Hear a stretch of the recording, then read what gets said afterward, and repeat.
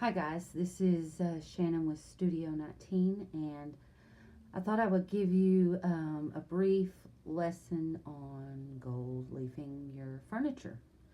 Um, I have used a glue. Here's what it's called. And I went to Hobby Lobby, and they did not have it, but they had the gold leaf. Went to Michael's, they did not have the glue, but I went ahead and tried another Hobby Lobby, and they did have that glue. Crazy thing about this glue, tip number one, is that this glue you put on your piece, and you don't put the gold leaf on until it's dry. So my issue became, and I'm not a gold leaf expert, I'm going to tell you that right now, but it became an issue because I couldn't see where I had added the glue because it was dry. It was clear. So what I have done is taken a pencil and drawn my lines. I want it to be very organic. I don't want it to be perfect. I don't want it to match anywhere on my piece. So I drew in with the pencil my lines, and then I went back and I added the glue. When you've spent 30 to 60 minutes with the glue, it will be dry. So then you go ahead and start adding your gold leaf. Now, here's the thing. My gold leaf, if I can show y'all, came in flakes. It did not come in sheets. It makes it a little more messy. You can put something underneath on the bottom if you want to catch what falls off. But to be honest with you, doing the organic lines and the veins, it really gives it a nice look. Not a just straight look. It gives it some texture. So I'm going to show you guys how I do my gold leaf. And I keep a Lysol Clorox cleanup wipe handy because sometimes when you're putting it on, you get it on your hands. And then the gold leaf sticks to your hands.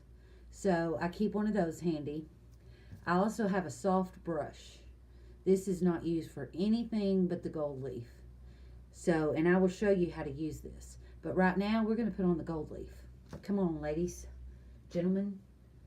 I love the fact that men refinish furniture. I think it's amazing. I'm going to start with some smaller pieces here. And my glue should be dry. And I'm just kind of adding it on there. And you'll see a lot of it fall off. That's normal, but I like to take the pieces and just kind of place them on there in no certain order because it will attach to the glue. That is a big blob. I am so gonna make a mess. But as you can see, I'm just still pressing these pieces on. And it's good for pieces to have a little bit bigger pieces if I'm doing like the whole detail, which I am. So I'm going to place one of these big sheets over this. On the lines, I tend to use a little more of just the flakes. And this will not all stay on your piece. And if I get too much on one spot, I can just kind of rub it down to where my glue is, and it'll stick on there. See, I've got quite a bit up there. So I just kind of keep my plate here so I can kind of reuse whatever is, because this is very thin. This is very fragile. I mean, if I puffed, this whole plate would be gone. So no wind, no fan. Try not to have those. And so they stick to themselves. And sometimes they stick to your fingers. But I'm going to tell you a little bit about myself as we continue to do this gold leaf. If y'all have any questions, you can just put them in the comments. And if I don't have the answer, I will try my best to find it. I'm going to switch sides here for a second. This is my studio. This is where I work. Try to get some peace and quiet. I have 3 children. One is grown, and he just had a baby. So I have my first grandbaby. I'm so excited. He's a doll. I'm thinking we should just skip the kids and go straight to the grandkids next time. Well, no more next time for me. But we're called Studio 19, and the reason we have called it a studio is because we do all kinds of different things, not just furniture. Jack of all trades, master of none, I guess. I quilt. I love it. I can sew from sun up to sundown. I really like it. Let's see, I paint.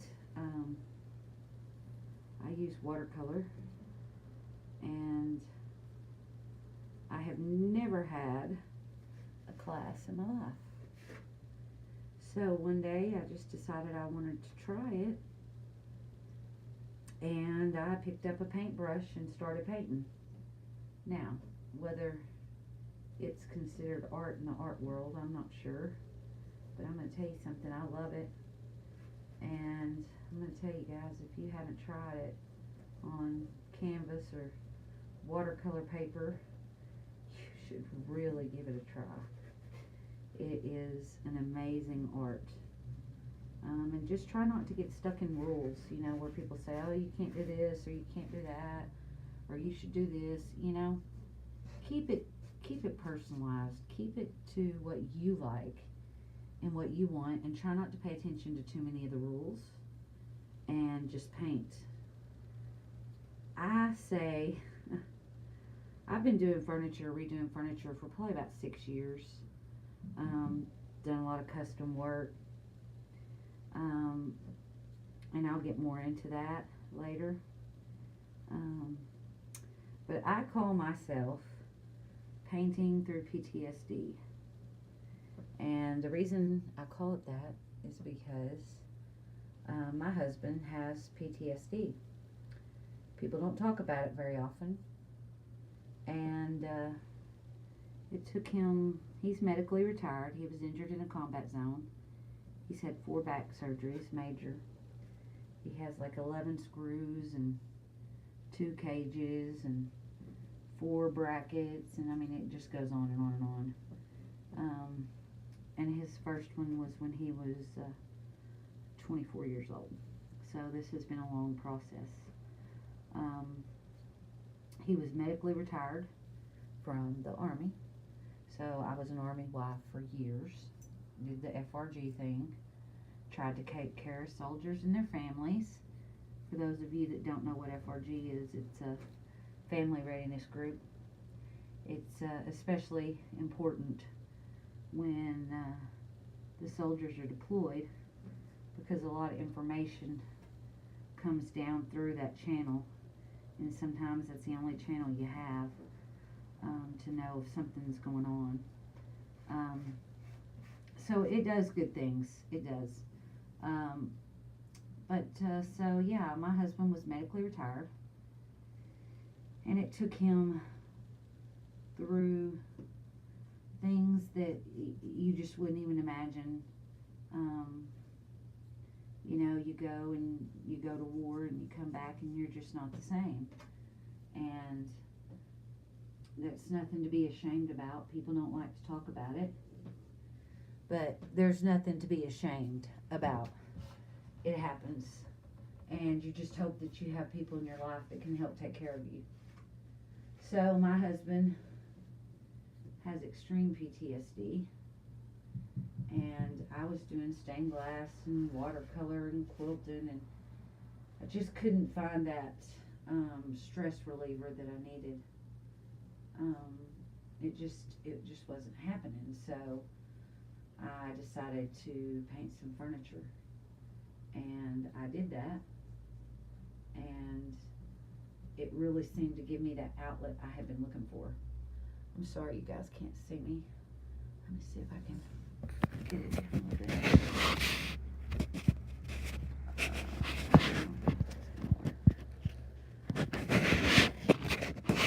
I'm new at this. You guys gotta hopefully don't get dizzy and my gold leaf and go everywhere. Good job.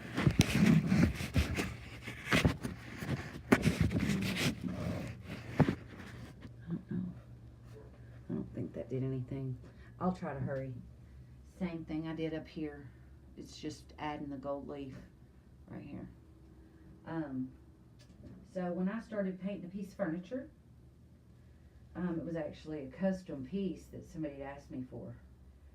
And I started doing that for them, and I really started feeling some relief from the stress. It took my husband a long time to acknowledge that he had PTSD. Like I said, I don't know that it's talked about very much.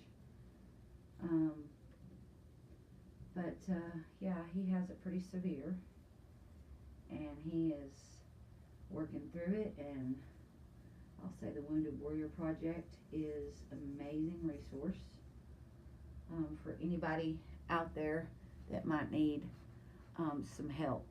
They are absolutely amazing, and if you ever wonder when you donate your money to those organizations, it goes to the soldiers, and that is the honest truth.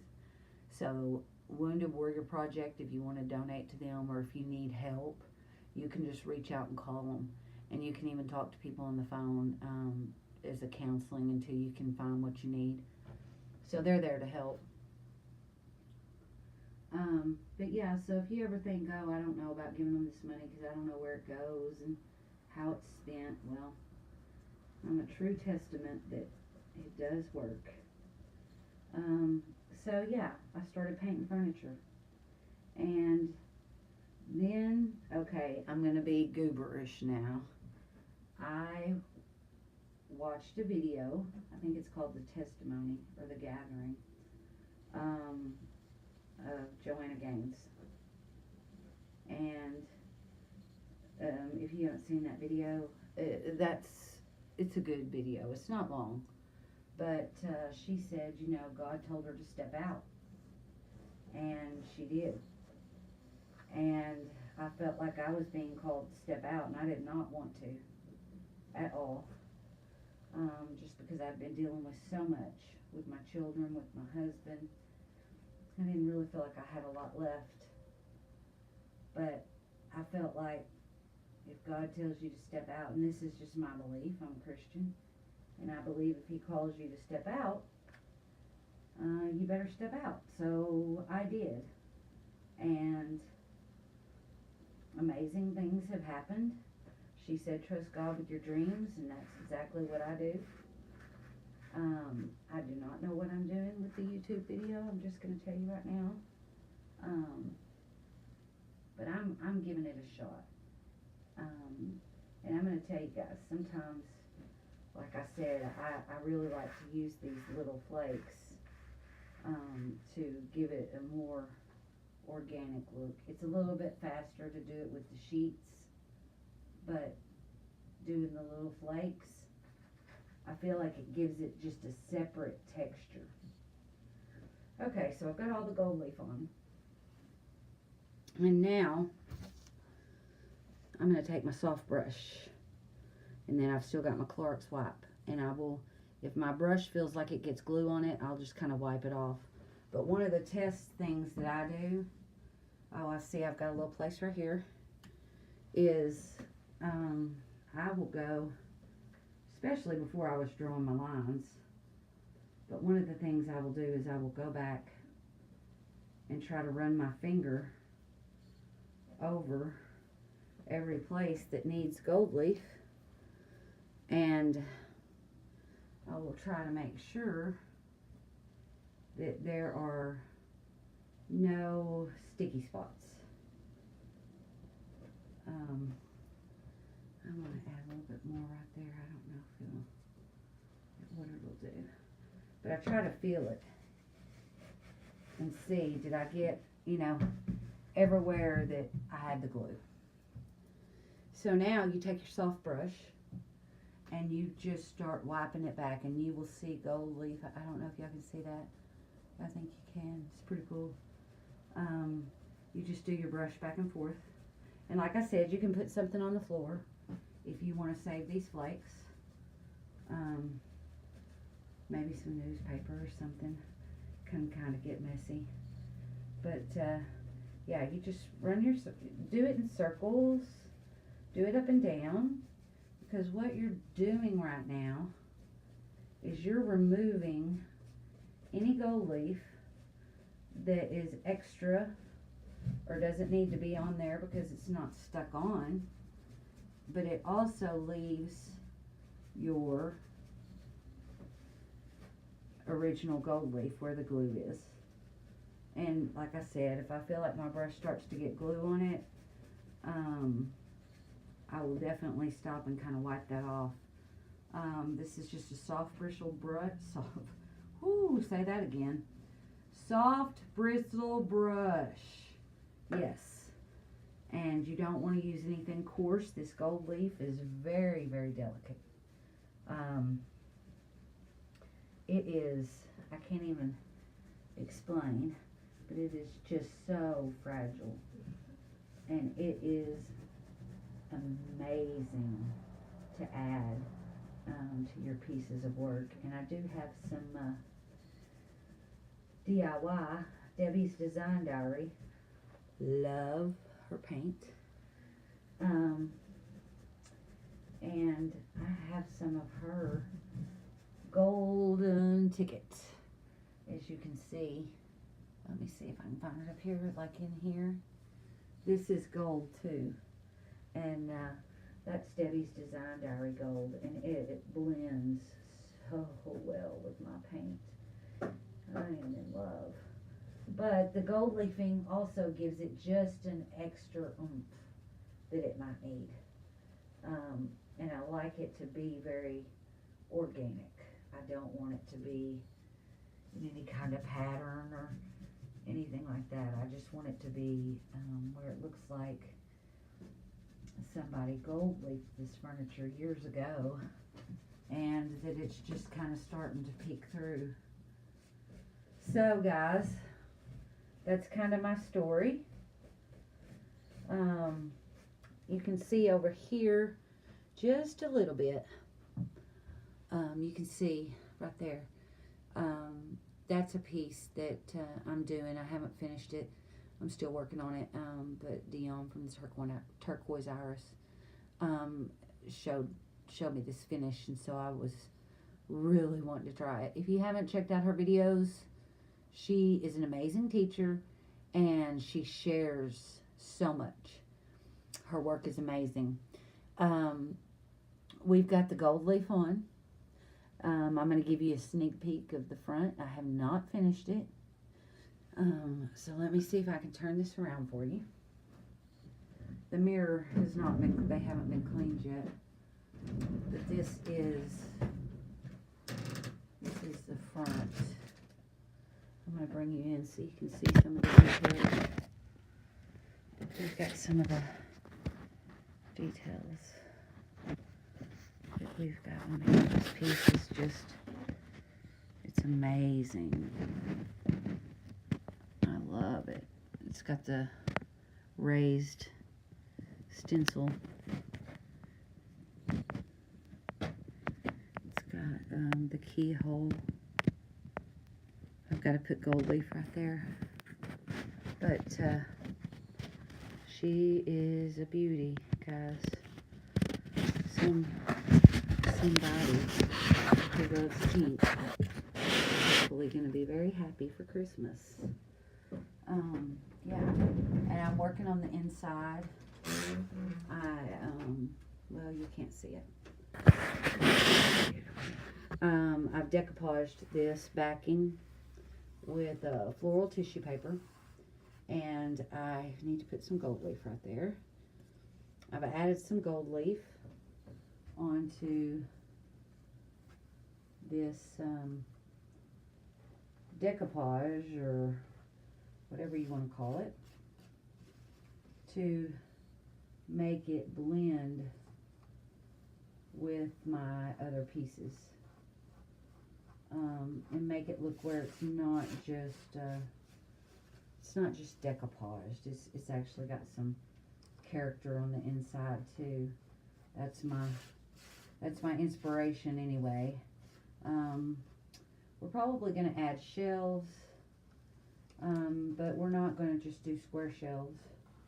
My husband does woodworking. We work together as a team a lot. And he is going to make me some shelves, and I'm going to do a scalloped edge on the front of my shelves to kind of give it a little bit of a softer, ornate look.